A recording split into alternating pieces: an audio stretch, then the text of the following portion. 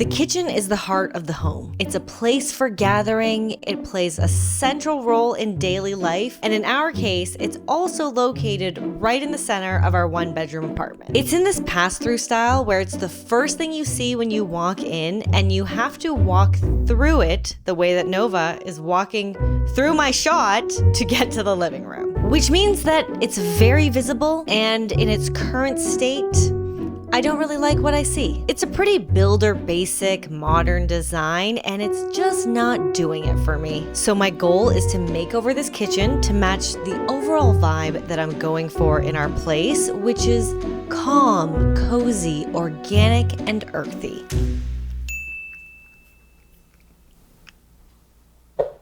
The first most obvious thing for me to do is cover these tiles. The dark gray is not giving light and airy. It is just kind of depressing every time I look at it. This kitchen is kind of like a hallway, so this area doesn't get that much natural light. So having a dark color tile just makes everything feel very gloomy. So what I'm gonna do is literally switch it up to the opposite color. I've never installed peel and stick tile before, but it looks really easy, so I think this is a good place for me to start. I plan to install these tiles vertically as opposed to horizontally. If in any way I can help draw the eye up and down, I think it'll help. There's some tile behind the stove and I could work around it, but I think this is a good opportunity to clean out underneath the stove. If you have a cat, you know that that is a very popular place where toys go to die. Because of that, Roman put cardboard on the bottom of the stove. He just taped it there to prevent all of Conan's many pom-pom balls from getting lost under there. I think we took most of them out before he did that, but I'm sure there's still some stuff under there that we can retrieve, and I'm sure there's a lot of cobwebs that we need to clean up. Oh my God! Look at that! There's 2 more olives under there. Okay, what's the collection? A little drink cap, 1 roach, 2 olives, a silver vine stick, miscellaneous garbage, 2 tinfoil balls, and how many pom-poms? How many poms are here? There's 9 pom-poms and 5 of another variation.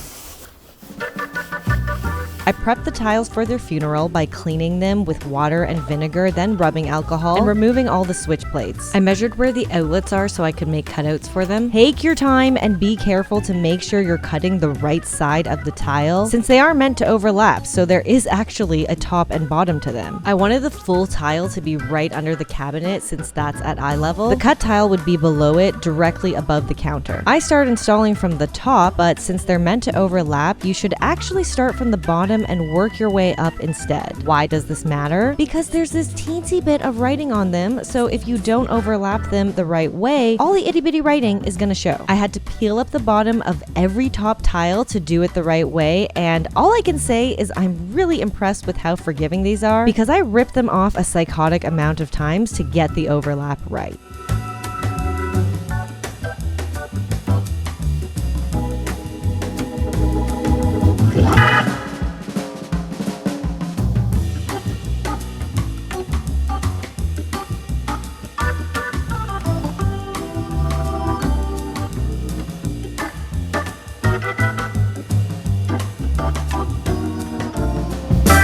The kitchen is already looking completely different with just having added the peel and stick tile. But we are not stopping there. Although the kitchen is super bright now and I really like it, the cabinets are too sleek for me. So I need to bring some warmth to these cabinets. If you watched my living room makeover video, you know that I added a cabinet that was the 5th wood tone in this place. I have the very dark desks. I have the medium warm brown floor. The cabinets across the kitchen are another medium brown, which are a little more on the cool side. All the cat furniture is in a much lighter birch tone, which matched the shoe cabinet in the entryway. And then the cabinet in the living room beside the couch is the 5th kind of light, medium, warm brown wood. I like having all of these wood tones. I think it brings a coziness and a warmth, but a way to make sure that it doesn't clash and that it feels very cohesive is to repeat that wood tone at least one more time in a piece of furniture or decor. So what we're gonna do is we're gonna wrap the kitchen cabinet fronts in contact paper that is in a wood tone that very much resembles the cabinet in the living room. I actually picked out this contact paper much earlier on, and then it just so happened that the cabinet I chose for the living room was in a very similar tone. So it was a happy coincidence that the colors I was drawn to happened to be very similar, and it is so pretty. Not only does it visually look like wood, it has the grainy texture. Another thing I have never used before, but I've watched a lot of DIY videos on it, and again, it seems simple. Oh my God, this is screwed so tightly. Oh my goodness. Oh my gosh, like that feels permanent. Okay, this one's coming off. I'm gonna take off the handle and I'm gonna take them off the hinge so that it is much easier to work with. The contact paper is renter friendly. It is not a permanent solution. It's like the peel and stick tile. And I was actually going to put like a transparent contact paper in between the wood grain one and the cabinet, because apparently the clear one is very easy to remove. It's kind of meant for very temporary projects. But then I'm like, I'm too lazy for that. Like, I'm not wrapping these all twice. Eventually when we move out, if I have to remove this, if the next tenant is crazy and doesn't think that what I did is an upgrade and wants to keep it, then I'll figure out at that point how removable it is. Worst case scenario, I might have to use a shit ton of Goo Gone to get it off, but I'm not gonna think of that right now. That is like some point in time in the future that I have no idea when that is. So I will do the extra work in the future if I even need to. Conan is looking at the screw that fell. Will he stay in his bed? Yes, he is. Yes, he is. You good little boy. You're staying in your bed. Is this not one of the cutest little faces you've ever seen? I think it is just the cutest thing when he freaking hangs his little head over this bed. And you just see a little head. Just a little guy in his little head. Nova is luckily sleeping in the closet. That is one of her favorite sleeping places. Hopefully all of this ruckus I am making is much more muffled based on where she is. All right, one door is off. Oh. I've noticed that when you cross the age of 35 is when you start making like exacerbated sounds for small physical movements. I don't know why. Don't ask me why. Everything just feels a little bit harder, requires a little bit more effort. And somehow making those sounds is what helps you get through it. I don't know the science behind it. Don't ask me. All right, 12 minutes later, first door reveal. Holy heck. It's beautiful. What? Oh my goodness. Okay, I'm going to do the rest of these and you will see it when it's done. Guys, we freaking made it. I started applying the contact paper on the cabinets 10 days ago, and I did run into a few issues. So in case you do this yourself, I do want to give you some tips so that hopefully it doesn't take you this long. I learned that you cannot just use your hands to apply the contact paper. At first I used my hands and I noticed that like the edges kind of bubbled a bit, which made it look like there was contact paper on them rather than looking like, oh, that's actually just the cabinet door. The other problem I had was that the tops of the doors were all lifting up. It wasn't until I used this guy over here to push everything down that the cabinet tops are actually stuck down now. Using the blow dryer, using this to actually press it down and make it flat, that is what solved the problem. I did the same thing around the edges, as I mentioned, where it was kind of bubbly. I didn't really need to do it on the cabinet front itself, but I did go in and press down all the front edges on the front of the cabinet and the actual edges of the cabinet to make sure that everything was really flat and clean. Now it definitely looks a lot more professional, and it doesn't look like there is contact paper on cabinets. It looks like these are actually the cabinet fronts. When you're doing a cabinet that requires two pieces, it's actually actually very easy. All you have to do is just line them up side by side and just make sure that the grain that you choose is the one that's gonna blend the most. One end of the paper might have more knots and the other might have more grain. So what I did was just line up the seam where it's just grain and not a knot so that it's seamless. So I was very happy with that because I had to do that with 4 of the cabinet doors and I cannot tell at all. It looks great. When I got to the last 2 doors, material was getting tight and it was basically half a centimeter shy of there being enough material to cover the cabinet. And I'm like, am I gonna buy another contact paper roll just for this? No, we can't be getting too perfectionist over here on things that nobody is gonna see. And those 2 doors are the ones above the fridge that we barely access anyway. So I just made the inside edge the little smidge that is missing some material because no one's gonna see it anyway. She looks good. She's shining now. But we are not done because there used to be cabinet handles and now there are not. And I was deciding between a champagne bronze and a matte black. We actually swapped out the faucet pretty early on after we moved in because the original one was kind of jank and it was just very low. So you didn't have much space to put your hands underneath and it didn't really feel functional. I chose matte black because the appliances already have a lot of black in them and our air fryer is also black. So matte black handles were an option. Because my preference is to have the cabinets looking as clean as possible, I went with the champagne bronze instead of black because I don't actually want the handles to stand out. There are also so many handles and I would love to make some of them knobs, but again, functionally, I can't screw another hole in here and I could just stick it to the contact paper since the contact paper is outside the actual cabinet anyway, but I just fear it won't be that sturdy and if I have to yank it many times and it ends up ripping the contact paper or just even lifting it off, I know that's gonna annoy me. So we're gonna work with what we got, which is just putting the handles back in, but we're gonna do it with champagne bronze so that they are kind of as camouflaged as possible. And I also just like the warmth it brings. They're definitely on the more yellow side and on camera, they kind of look like yellow gold, but in real life, they do have a bit more of a bronze tone. But I looked at a lot of options and these were still the best of all of them. And I do really like the shape of them. So this is the old handle and this is the new handle. Wow, she's beautiful. You barely see it. You barely see it, but it's also there. Love it. Can you find the seam? Tell me where the seam is. The one on top has the seam too. Can I use light? Okay, the fact that it's this hard means that it's like flawless, really right? It's also really, the texture also makes it difficult to find anything that's out of place. So I think you did an awesome job.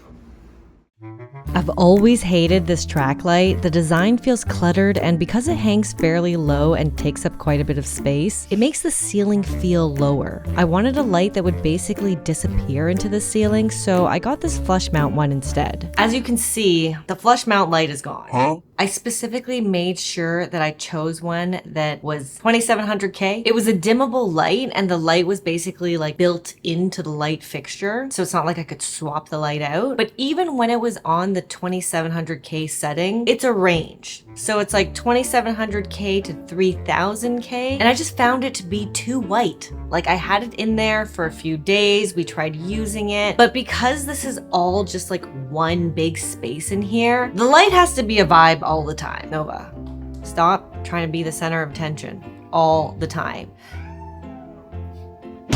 If the light leans too white, then it starts to feel like a corporate office, which is not what I want to feel in my cozy home. So I'm not really sure what I'm gonna do yet because I've been trying to find a flush mount dimmable light that is specifically 2700 and is not a range. So the only light that I found instead is another track light. It's another track light, but there's 3 bulbs instead of 4, and it's brass colored, so it'll match the kind of champagne bronze handles that I have. I'm struggling with the light situation in the kitchen. Still not really sure what I'm gonna do. But let's see how this brass track light looks. It's looking a little gold. Actually, it's looking pretty good. Okay, it's not looking that gold. It actually looks like the same brass tone as my curtain tiebacks, which is a really nice, more cool toned brass, which for brass, that's what I like. My handles are very warm toned. They're actually more yellow than I would like. So I think this might complement the handles quite well. But like I said, I did not want a track light, so we'll see. We did it. Looks pretty good. I didn't originally have plans to paint this area of the ceiling. I thought about it, but after I was done, I was like, it's not really that necessary. It's white. The rest of the ceiling is white. It blends in. But when I was trying my flush mount light and thinking that I was going to keep it, I put these little sticky things where screws were supposed to go because it's concrete in the ceiling and I couldn't actually screw them in. So I had to patch them up since I'm not going with that light fixture. And I can't leave it looking like that. So I have a bit of paint left in a tray from 2 weeks ago when I painted the inside of my closet door in the entryway. And I am crossing my fingers that it is enough paint for this area over here. I think it should be okay, but I actually think it will look better with this area of the ceiling painted in the same lime wash because it's the only area that has flat ceiling. The rest is popcorn, and I feel like it'll actually give the kitchen a bit more of like a cozy feel and also a contained feel. It'll feel more like, oh, this is the kitchen separate from the entryway and the living room that it spills into. This is my small little paint tray, and it's about half full. So let's see how I can stretch it. I mean, it's happening. At this point, it's happening. Wish me luck.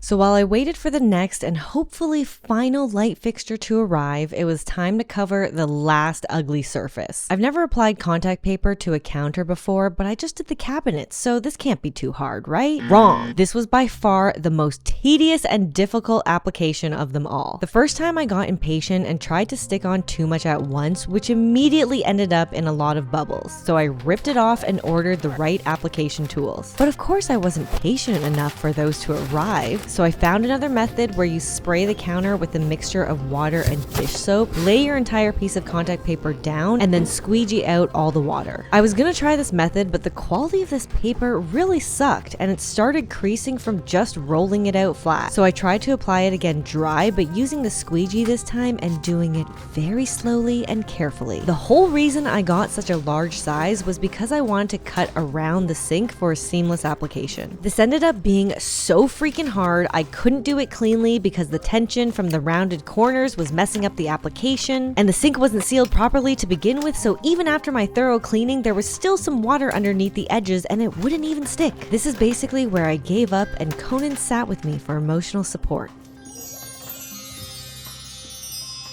I cut that shit up and applied the last section separately, which I also ripped off multiple times because of creasing and bubbling. So it's not seamless, there are imperfections, but at this point I can't be bothered. Overall, it looks way better than before, so I'm just not gonna be fussy about it, and I'm just not gonna look at it too closely.